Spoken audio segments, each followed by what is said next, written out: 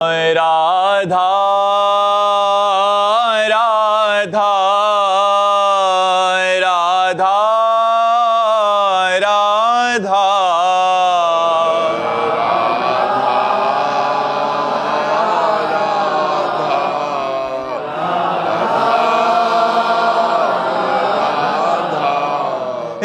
राधा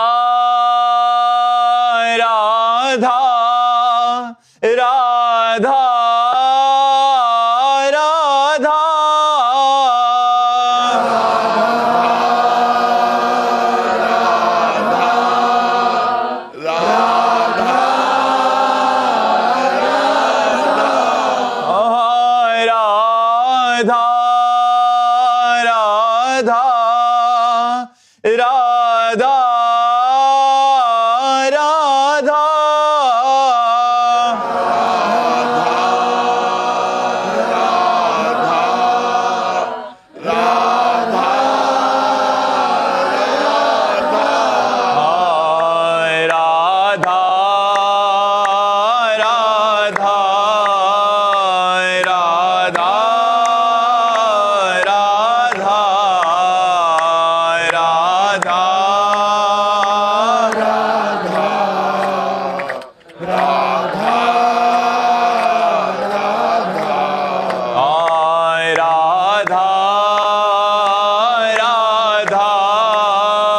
राधा राधा राधा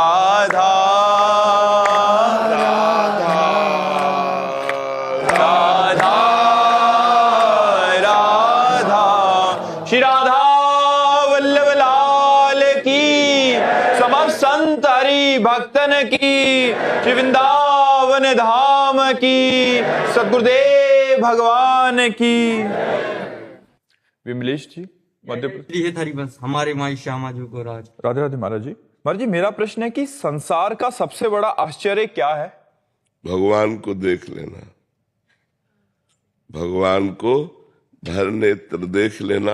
ये सबसे बड़ा आश्चर्य की बात है कि इस विचित्र माया के तांडव में मनुष्य अपने मन को हटाकर भगवान में लगा पावे और इस नाशवान जीवन में अपने नेत्रों से भगवान को देख पावे। इन्हीं नयनन सब सुख देखत अपनो जन्म सफल कर लेकर।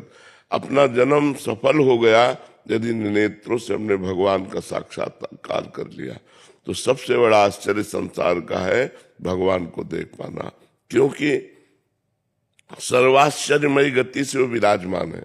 तुम में विराजमान है, हम में विराजमान है, कण कण में विराजमान है, लेकिन देख पा रहे हो क्या? तो जो है उसको देख ले, वही सर्वाश्चर्यमय। सबसे बड़ा संसार का सर्वाश्चर्यमय कार्य है भगवान को अपने नेत्रों से देख पाना।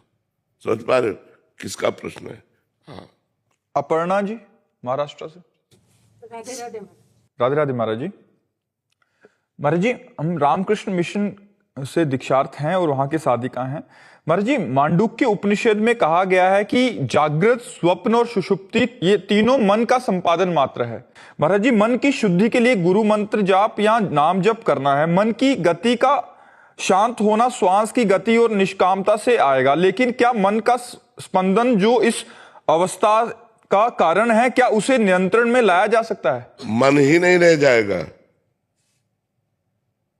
आप साधना तो कीजिए, मन का स्पंदन या मन की स्फुरना या मन की वृत्तियां ये तो छोड़ दो, मन ही नहीं रह जाएगा। मन ब्रह्म स्वरूप हो जाएगा, मन ब्रह्ममय हो जाएगा। आप इसको तो मन एक दर्पण है, तो दर्पण के सामने जो बिंब होता है वही प्रतिबिंब बनता है।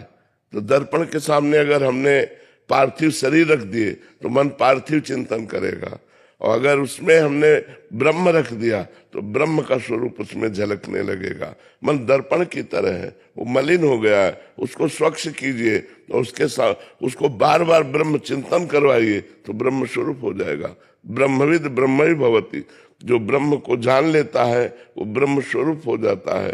तो मन का स्पंदन ही खत्म हो जाएगा, मन अमना हो जाएगा, मन ब्रह्म स्वरूप हो जाएगा। जब हमारा इस कोटि का चिंतन हो कि तीनों शरीर स्थूल सूक्ष्म कारण तीनों शरीरों का स्मरण न रह जाए, जागृत स्वप्न सुषुप्ति तीनों समान हो जाए, तुरीय अवस्था को मन प्राप्त हो जाए तो ब्रह्म स्वरूप हो जाता है।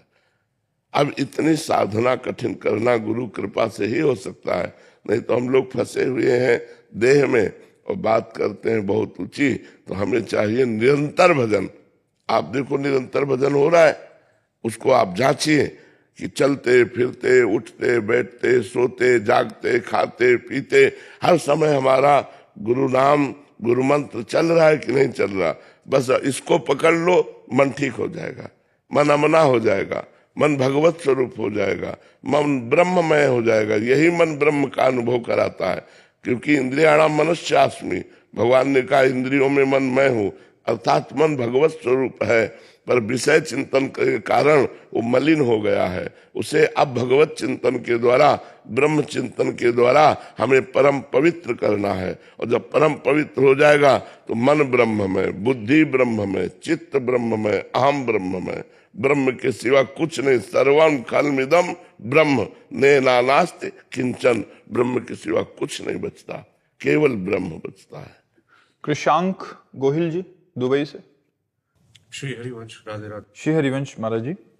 महाराज जी, करिष्ये वचनम का सही अर्थ क्या है महाराज जी? संपूर्ण समर्पण की उस अवस्था तक कैसे पहुंचा जाए जहां ना चूक रहे ना डगमगाहट, केवल उनका ही आदेश, उनका ही वचन और उनका ही आश्रय रहे। हाँ, इसमें पहले हमको अपना आहार शुद्ध करना होगा।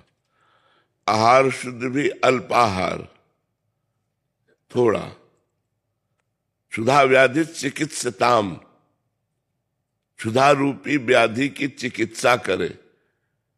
भिक्षान्नम औषधम, विरक्त है तो भिक्षा रूपी अन्न की औषधि से, और गृहस्थ है तो धर्म के द्वारा कमाए हुए धन से। पहले हमारा भोजन ठीक हो, रसेंद्री ठीक हो ना तो सब ठीक हो जाएगा। प्रधान इंद्री रसेंद्री है।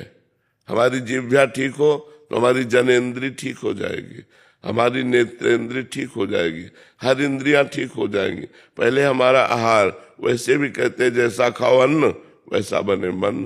तो रसेंद्री को हम शुद्ध करें, फिर श्रवणेंद्री को शुद्ध करें। एक एक इंद्री को पवित्र करना है, तभी हम डगमगाएंगे नहीं।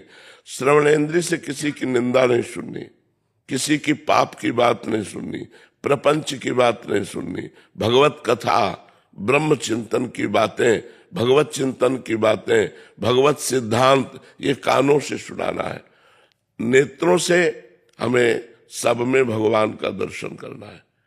हमें दिखाई नहीं देते, लेकिन हमारी भावना है, हम भावना करते हैं इनमें भगवान विराजमान है। भावना जब सिद्ध हो जाएगी तो व्यक्ति नहीं दिखाई देगा, केवल भगवान दिखाई देंगे। जब हम भावना की साधना करते हैं तो पहले हमें व्यक्ति दिखाई देता है, वस्तु दिखाई देती है, स्थान दिखाई देता है। जैसे ये नीम का पेड़ है, लेकिन इसमें भी भगवान है। ये हाथी है, इसमें भी भगवान है। तो हमें पहले कुत्ता, हाथी, नीम दिखाई दी, लेकिन जब भावना सिद्ध हो जाएगी तो सीधे भगवान दिखाई देंगे। तो हमें भावना करनी है, नेत्रों से देखना है कि सब में भगवान। जड़ चेतन जग जीव जत सकल राम मैं जानी, बंदों सबके पद कमल सदा जोरी जुपान। सब में भगवान विराजमान है, हमारी ऐसी भावना हो। रसेंद्री में एक वाकेंद्री है, इससे दो काम होते हैं, स्वाद लेना और बोलना। बोलने में हम अधिकतर मौन रहे, जब बोले तो भगवत चर्चा बोले या व्यवहार का उतना कार्य बोले जो सत्य और धर्म में हो, अन्यथा वाणी को मौन रखें।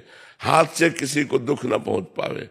पैर हमारे तीर्थ याटन करे, परिक्रमा वृंदावन की, गिरिराज जी की परिक्रमा, ब्रज आना, हरिद्वार जाना, काशी जाना, इससे हमारा अंतःकरण पवित्र होता है। जब हम वाक इंद्री से भगवान नाम कीर्तन, भगवान नाम जब भगवत चर्चा करते हैं तो हमारी वाक इंद्री पवित्र हो जाती है। जब रसेंद्री से हम भगवान को भोजन अर्पित करके पाते हैं तो हमारी रसेंद्री पवित्र हो जाती है। जब हमारी इंद्रियां पवित्र हो गई तो मन अपने आप पवित्र हो जाएगा। क्यों? क्योंकि मन इंद्रियों के अधीन हो गया है और इंद्रियां विषयों के अधीन हो गई। तो जब हम अपनी इंद्रियों को कंट्रोल करते हैं तो मन कंट्रोल में हो, और जब मन कंट्रोल में तो बुद्धि पवित्र हो जाती है, और जब बुद्धि पवित्र हो जाती है तो भगवान में स्थित हो जाती है। पवित्र बुद्धि भगवान में स्थित हो जाती है। और जहां भगवान में स्थित हुई तो पूरा डिपार्टमेंट भगवत में हो जाता है। इंद्रियां, मन, बुद्धि, चित्त, अहंकार सब भगवत स्वरूप हो जाता है।